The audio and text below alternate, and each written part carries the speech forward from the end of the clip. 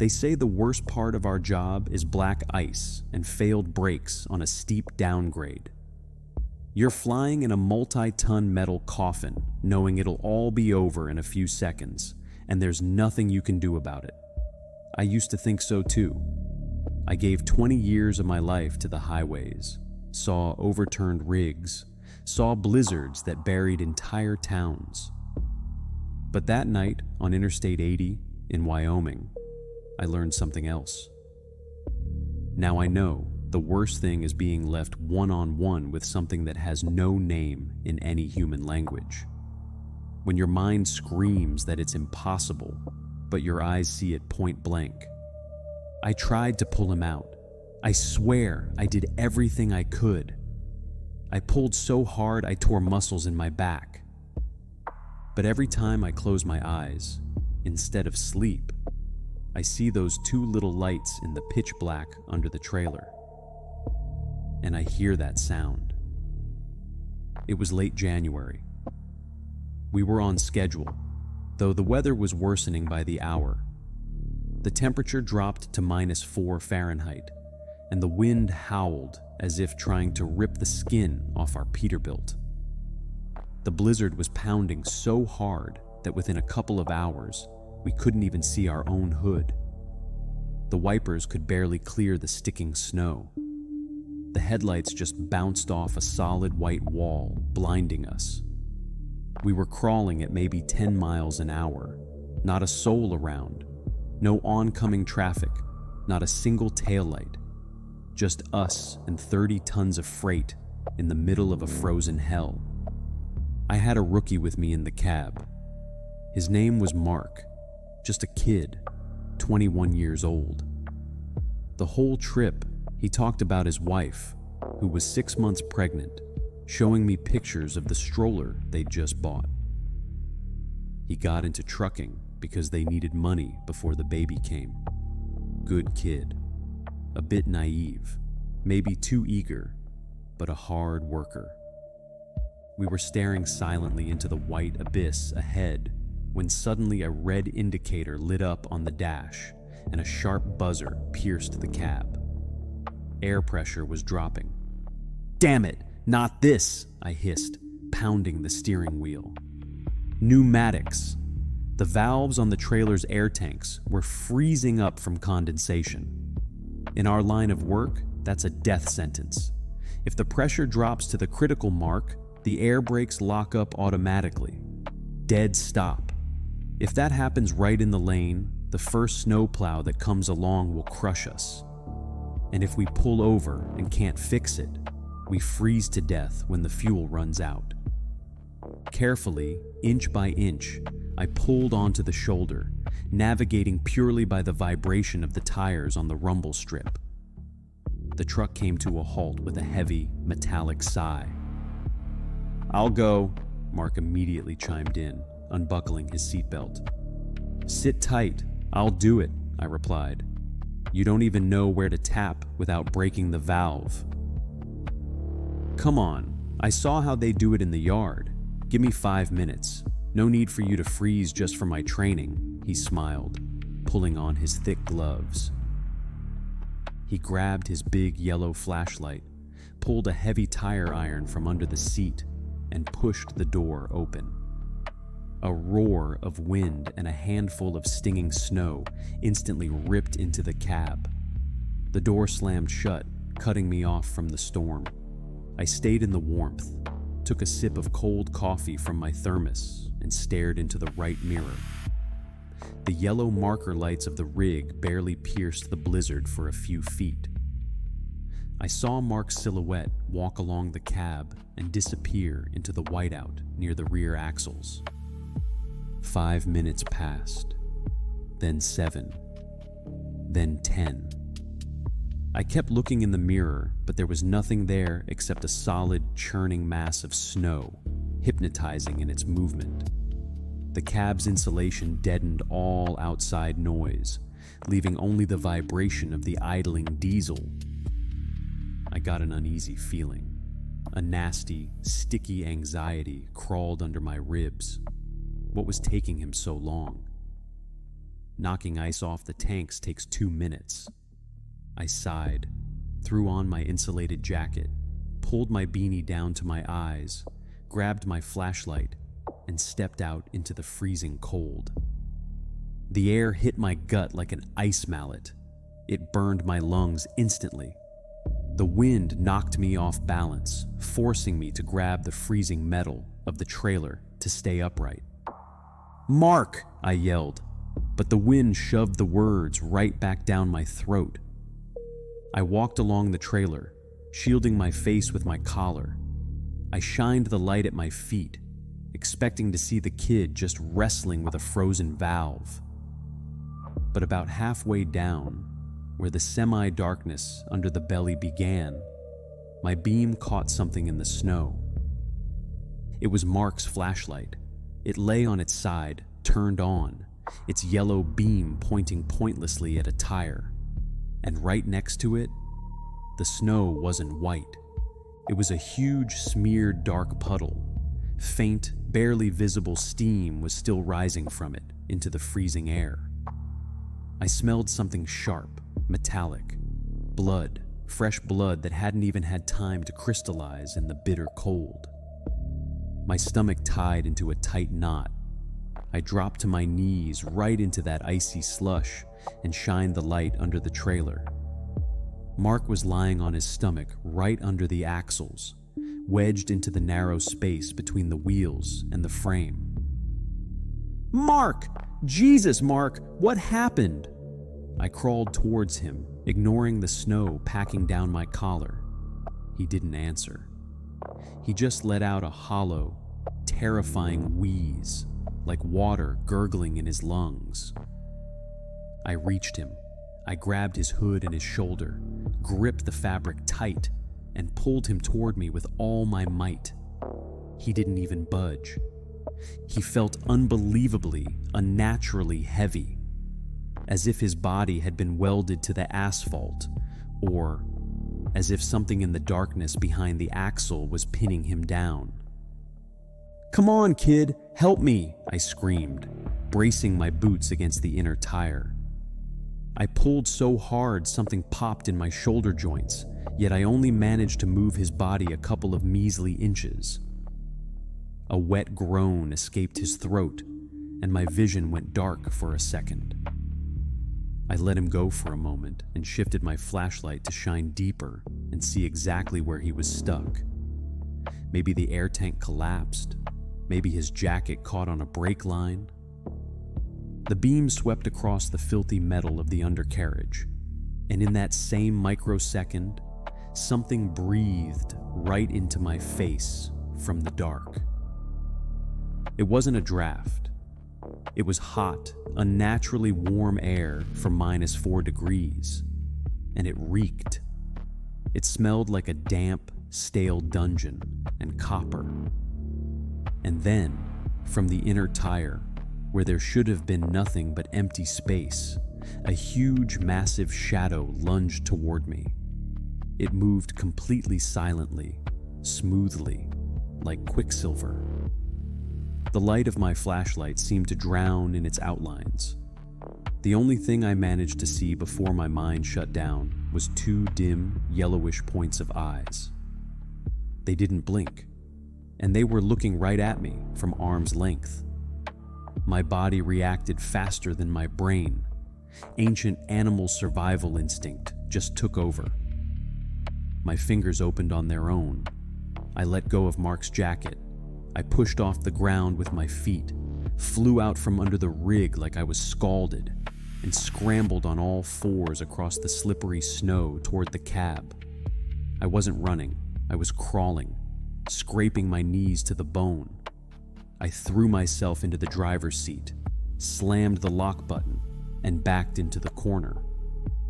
That exact second, something slammed into the outside of my door with such horrifying force that the multi-ton cab rocked on its suspension. The windshield rattled, and then a sickening, drawn-out screech of claws echoed against the thin metal of the door. A sound that made the fillings in my teeth ache. I recoiled into the passenger seat, barely breathing. My hands were shaking so bad I couldn't clasp them together. I shot a glance at the right mirror. The glow from the marker lights barely cut through the blizzard, forming a murky yellow patch near the step. And in that patch, Mark appeared. He crawled out from under the trailer on the other side. He stood up, clutching the fuel tank with one hand, limping horribly, and lunged toward the passenger door. His face was blue, his eyes wide with sheer terror, his mouth open in a silent scream I couldn't hear through the thick glass. He reached out for the chrome handle, barely a foot away, just a foot to safety. I was already reaching over to unlock it, but suddenly he froze. His eyes dropped down into the blind spot beneath the cab. He didn't even have time to scream. Something pale, gigantic, and shapeless darted from under the wheels. It just swept his legs out from under him, right at the step, like a rag doll. A heavy thud shook the entire cab, sending vibrations up through my soles, and Mark was instantly, in a fraction of a second, dragged into the absolute blackness under the truck. On the white snow in the mirror, all that remained was a wide, perfectly straight dark red smear being quickly buried by the storm. I don't remember jumping back behind the wheel, how I dumped the clutch and slammed the gas pedal to the floor with both feet. The engine howled, redlining. The rear duals squealed as they spun on the ice. The brakes, which were already starting to grab, broke free with a violent shudder. The cab lurched, and 30 tons of metal tore forward, cutting through the blizzard. I tore down the highway, unable to see the road through the tears and cold sweat stinging my eyes. My hands gripped the wheel in a death hold. The rig was fishtailing on the black ice, the trailer swaying. But I didn't slow down. I pushed the pedal as if I wanted to shove it right through the floorboards. My mind was total chaos. Thoughts slammed into each other like train cars in a derailment. What was that? A rabid bear?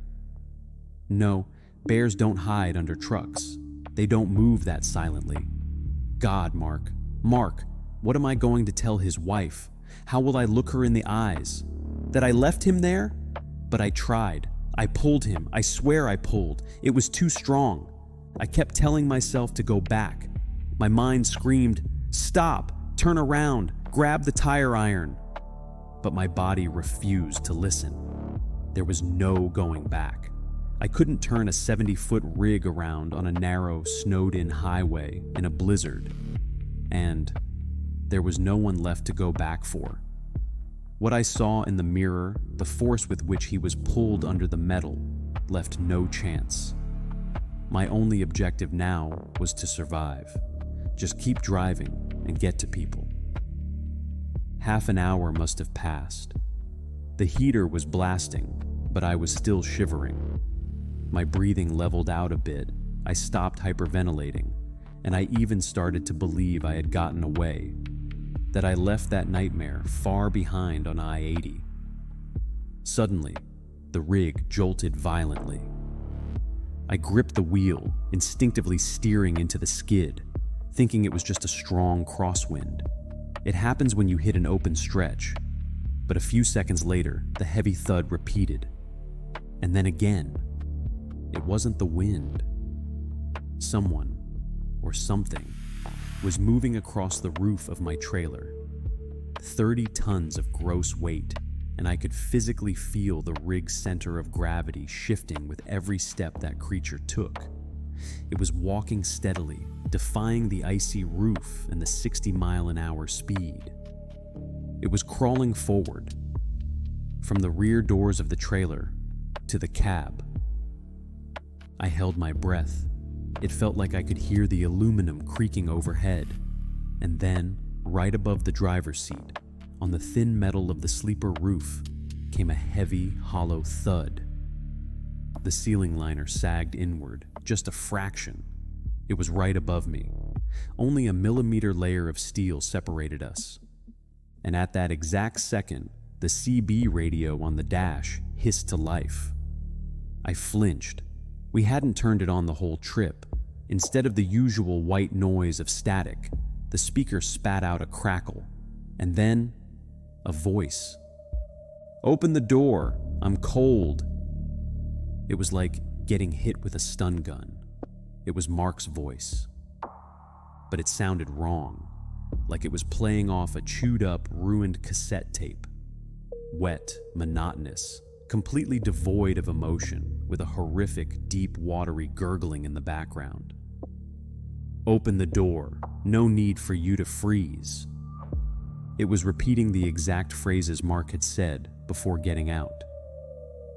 He had a portable radio in his jacket pocket, and whatever was sitting on the roof of my cab was holding that radio to whatever it had for a mouth, playing with me. Panic completely cut off my oxygen. I couldn't breathe. I couldn't think. In a frantic, sloppy motion, I slammed my hand against the dash, fumbled for the power cord, and ripped it out of the socket. The speaker clicked and went dead. Silence returned to the cab, just the roar of the engine, the hum of the tires, and my own wild, jagged breathing, and the feeling of a heavy stare piercing through the roof. I drove like that for almost 2 hours. 2 hours of pure, concentrated insanity. I didn't look at the road, didn't look at the gauges. I just mashed the pedal to the floor, praying to every god there is that the metal on the roof would hold, that it wouldn't punch through the ceiling and get me. Then suddenly, a dim, blurry yellow halo broke through the wall of snow ahead. The lights of Evanston, a town, civilization, people. The moment the rig blew past the city limit sign and hit the well-lit stretch near the exit, the pressure on the roof vanished. The heavy thuds stopped. Total, absolute silence fell behind me, as if a few 100 pounds of weight just dissolved into the air. I pulled into the first 24-hour truck stop motel I saw, ignored all the lane markings, crossed 2 solid lines, and shoved the cab right under the brightest, most powerful street lamp right by the front office. Turned the ignition key, killed the engine. Silence. Just the buzz of the giant neon vacancy sign and the loud, painful hammering of my own heart. I survived. I made it. My first instinctive thought was to bail out of the truck and sprint for those glass doors. Burst inside, throw cash at the clerk, lock myself in a room dead-bolted tight, drop to the floor, and never come out again. There was light there. There was safety. My hand automatically reached for the chrome door handle.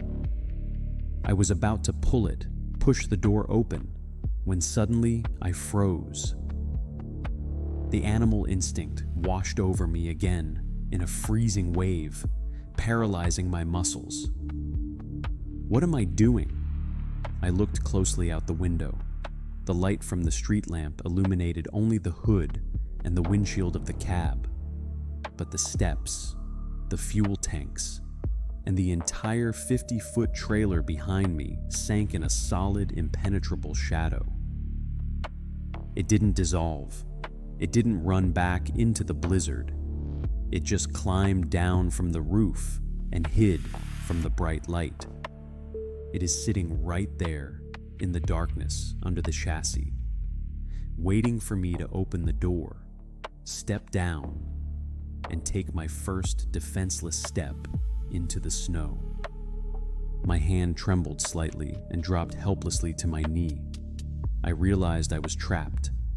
The cab was my only fortress, and I couldn't leave it, and I was running out of fuel to keep the heater on. I sat motionless, pressed deep into the seat, afraid to even exhale too loud. A minute passed, 2, 10. My thoughts started scrambling again, desperately searching for a logical explanation. My mind refused to accept reality. What if I imagined it all? What if the thuds on the roof were just a chunk of ice that flew off an oncoming truck? And the radio? The radio just shorted out from the cold, picked up some stray frequency, and my exhausted brain filled in the rest? Maybe Mark just slipped, hit his head, and I left him there to die? That thought was so horrifying that I had to check. I had to see that no one was there. Slowly, fighting my own terror, I shifted my gaze to the right mirror, hoping to confirm that the darkness under the trailer was empty. There was nothing there. I let out a loud breath, tensed my muscles to open the door, and right then, in the dim yellow glow of the neon sign, from underneath the trailer's undercarriage, Mark's big yellow flashlight slowly rolled out onto the white asphalt. Its lens was completely shattered, but the halogen beam was still giving off a faint light. The flashlight wobbled, rolled a few inches, and stopped. And the next second, right above it, in the deepest, blackest shadow under the metal frame, two dim points of light flickered. They are looking right at me through the reflection in the mirror,